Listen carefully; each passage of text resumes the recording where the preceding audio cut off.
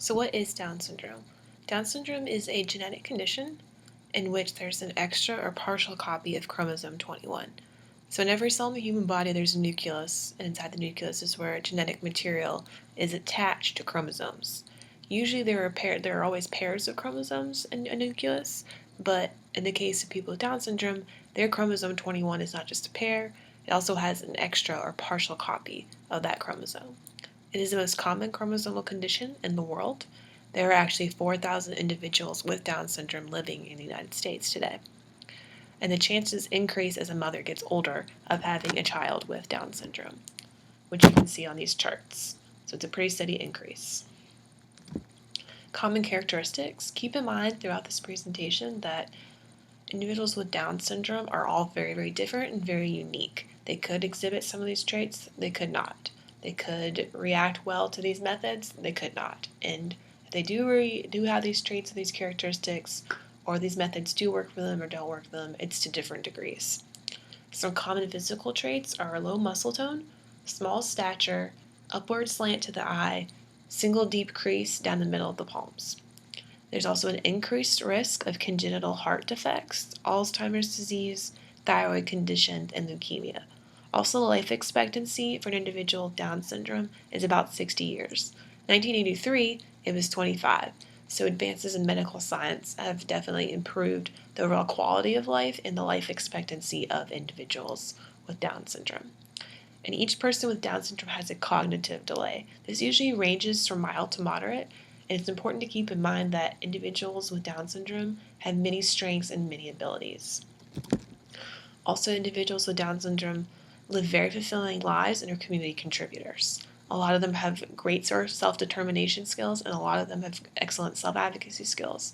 And they are able to plan out their own life. They're able to set their own goals, to be goal-oriented individuals, and be successful.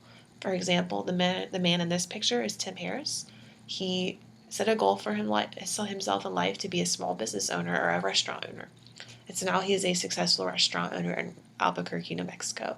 He took charge of his own life, and now he has his own small business that's very successful. So these are some educational approaches for when working with individuals with Down syndrome. From the sources that I read, there was an overwhelming consensus or overwhelming conclusion that individuals with Down syndrome are visual learners. So they respond well to visual methods of teaching. So using pictures in your instruction. And when you're giving directions, don't just give written directions, add pictures to it. Or when you're instructing students with Down syndrome, try to pick strategies or things that use visual means. So if you're teaching a reading strategy, pick reading strategies for students with Down syndrome that involve visualizing throughout the reading. Observation and video modeling, so having students actually watch you perform a task or watch you do the steps of a task instead of handing them written directions on it. Also, video modeling is an excellent method to use with students with Down syndrome when teaching a task or a concept because it's going to be consistent every time they watch it. Nothing's going to change. The steps will always be the same and always look the same. They can also slow down the video to whatever pace is best for them. They can also re-watch different steps that they're trying to learn over and over until they've mastered it. And also videos they can take home with them or throughout their day. They respond well to hands-on learning. So when they're practicing, they need to practice actually performing the task live and also using embedded instruction and natural learning trials. So when you're teaching a new concept or a new task, try to teach it in the environment that the student would actually use this task or actually associate this concept with. Because students with Down syndrome typically are visual learners, they kind of visualize where they would use this task or this concept. You want them to associate a task and a concept with the appropriate environment or the appropriate situation in which they would normally use that task or that concept. Additional educational approaches are to always keep in mind person-centered planning.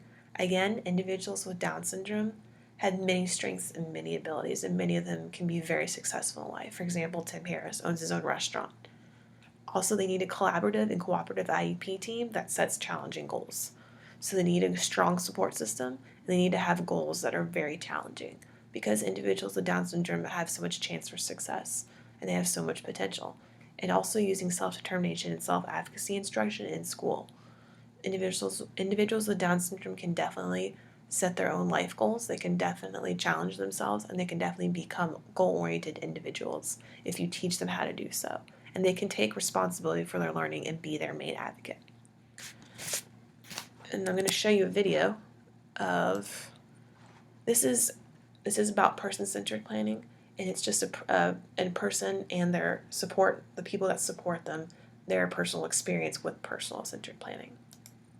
Person-centred planning that now is practiced in Hampshire is a very, very good way of getting people thinking about it. There is some models that you can use, some concepts, like maps and things, to guide you and make you think about these things perhaps in a more structured way than has been the case in the past. For me, person-centered plan is about individual and only about them. It's not about what family thinks or what other professional thinks. It's about what that person wants out of their lives. What we're saying is we should listen to people, and we should do as much as we can to support them, to help them to achieve what they want out of their life. To me, it's just basically making sure that what is done with and for Sabina is A, in her interests, and B, what she wants it to be, really. And obviously it's got to be appropriate, so it needs some support from probably several people at any one time. But the main focus of it is Sabina and her wishes. Person-centred planning is different from what's gone on before because now there is an absolute focus on the person's life, their wishes, their needs, and although support is put in to meet needs, then the person has a very, very wide choice as to how those needs are met. I think Sabina is somebody who would benefit from the person-centred planning purely because when given the opportunity, she is perfectly capable of making decisions for herself, whether it's a small decision like what she wants to eat and when, right up to what she wants to do on a long-term basis. Okay, yeah, you need to give her a bit more time to communicate those wishes, but if you're willing to wait and give her the opportunity, she will communicate.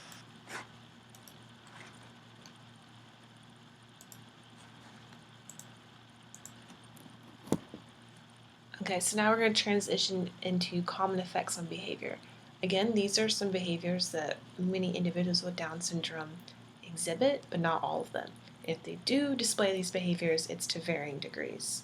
Elopement is a very common one, particularly with younger children with Down syndrome, but it still occurs with older individuals with Down syndrome. Oppositional behavior. Oppositional behavior for individuals with Down syndrome usually is them not following directions. That's a typical one, as opposed to talking back to the teacher. That does happen too, but usually it comes in the form of not following directions or doing the opposite of what they're supposed to do. Difficulty with focusing and maintaining attention in class.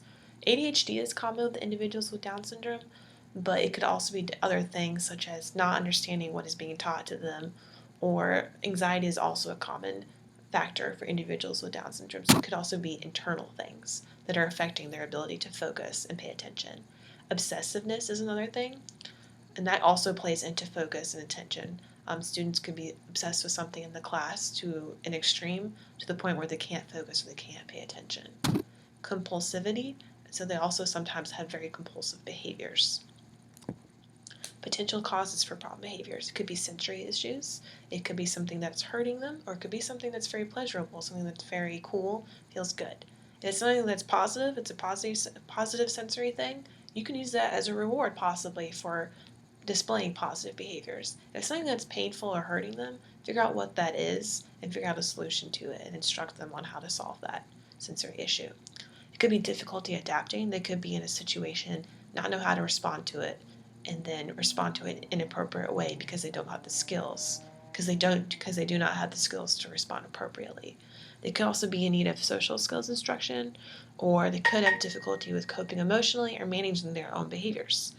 They could want to be social and not know how. They could have difficulty gaining attention from their peers. They could have difficulty maintaining attention from their peers. And they could also have frustration with social rejection.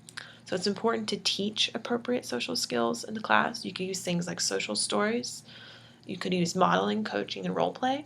It's also good to make sure that at home and in other settings throughout the student's life or throughout the student's day that they're using this same kind of role play or modeling or same social stories just to help the student utilize these social skills throughout their day, not just at school. And also provide lots of opportunities for practice when you're teaching these social skills. It's also always good to use to reward appropriate behaviors when they are exhibited by the student.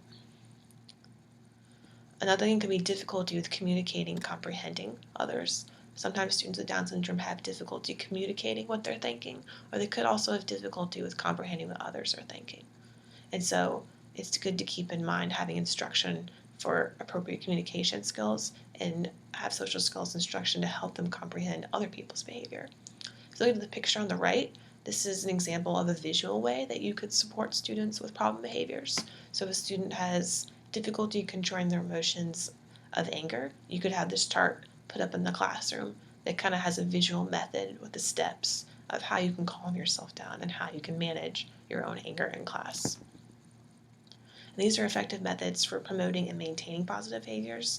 So doing modeling, coaching, and role play, providing many opportunities for practice again, giving explicit directions while modeling or presenting a visual of instruction on the behavior. So making sure that everything is very clear and concise. Have rules with visuals posted in the classroom or at home. So if you look at the picture to the right, it shows responsibility. This can be a role you have at home, work, or school. So if you look at these directions, they're very clear, very concise, and they provide visuals. And again, it's always important to reward positive behaviors. And these are some suggestions for inclusion. The National Down Syndrome Society actually did a study with 32 inclusive schools in the US and Canada and found that the most important factor or determination of success of inclusion for students with Down syndrome in those schools was universal support at all levels of education. So either the administration needs to be down pat with that. If the administration at your school system is all for it, then they are going to do everything they can to make sure it happens. Co-teaching is always effective, especially when they're in an inclusive classroom, so having that good relationship between the special educator and the general educator. Cooperative learning groups, this is where peers of higher ability are placed with students with Down syndrome, and this also kind of plays into peer support as an alternative usage to paraprofessionals.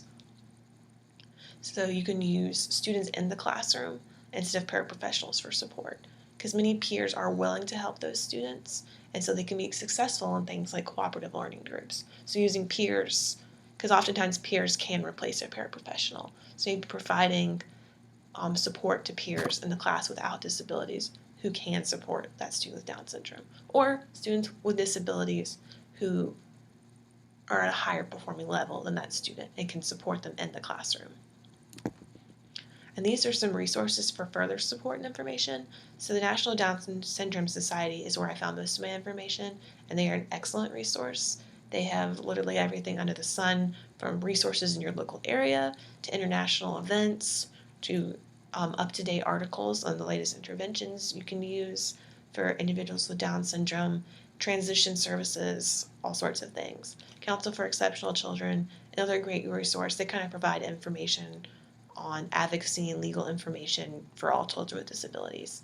And then at JMU, they have an excellent OT clinic that does a lot of evaluations, and they provide excellent services on helping individuals with various disabilities develop independence in their daily life. And then rightslaw.com is a lot like Council for Exceptional Children, provides a lot of information on legal things. And then the last book that I listed is a great source on using actual instruction, effective instruction for students with Down syndrome in your classroom. Because I like this book because it's laid out very simply, and it's a short book and it has very, very clear directions and lots of examples of how you can use very effective methods of instruction in your classroom with all sorts of students with moderate to severe disabilities.